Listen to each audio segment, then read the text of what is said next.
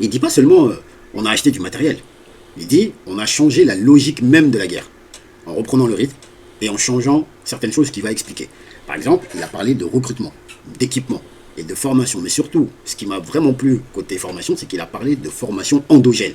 Que c'était le Burkina Faso lui-même qui formait ces hommes. Et il explique à un moment, il dit qu'à l'international, il n'y a personne qui connaît l'armée du Burkina Faso, comment elle interagit, quel est même son effectif et tout ça. Personne ne sait.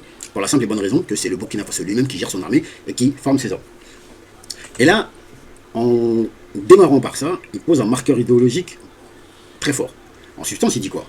Pourquoi, et ça il l'a même dit, c'est même pas en substance, il l'a dit direct. Il dit pourquoi les Africains devraient-ils toujours être formés par d'autres pour apprendre l'art de la guerre?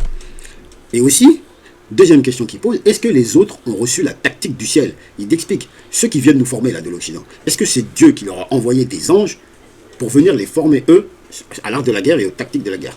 Et est-ce qu'ils sont, en substance, qu'est-ce que ça veut dire? C'est est-ce que eux sont plus intelligents que nous? Et c'est ça le cœur de son message à ce niveau-là. Du coup, la souveraineté chez lui, c'est pas seulement avoir un drapeau. La souveraineté, c'est produire sa propre doctrine. Sa doctrine dans tous les domaines. Sa doctrine de sécurité nationale, sa doctrine militaire, sa doctrine industrielle, sa doctrine économique, si vous voulez monétaire aussi, tout, l'intégralité. Et c'est pouvoir penser sa propre tactique. C'est tirer ses leçons de son propre terrain et les appliquer soi-même à sa convenance. Autrement dit, tant que tu combats avec les schémas mentaux de quelqu'un d'autre, tu combats encore sous tutelle. Et c'est ça qu'il essaie de montrer ici. Et ça, c'est une phrase que beaucoup devraient méditer, je pense. On ne libère pas un pays avec une pensée louée ailleurs. Et gardez bien ce point en tête, parce qu'il change toute l'analyse.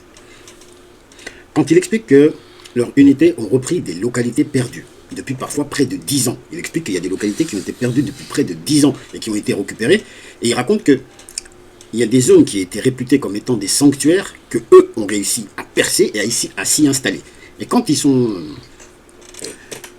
arrivés sur place, il dit qu'il a été étonné de trouver des camps d'entraînement, des terreaux mieux construits que certains centres de formation officiels de l'armée burkinabé. Donc ils ont découvert ça sur place. Que les gens ont tellement pris la confiance que les zones qu'ils ont occupées étaient devenues leur territoire, ils ont installé des camps d'entraînement avec des parcours beaucoup plus sophistiqués que ceux que possède l'armée burkinabé elle-même. C'est quand même assez grave. C'est que franchement, eux, ils se pensaient chez eux.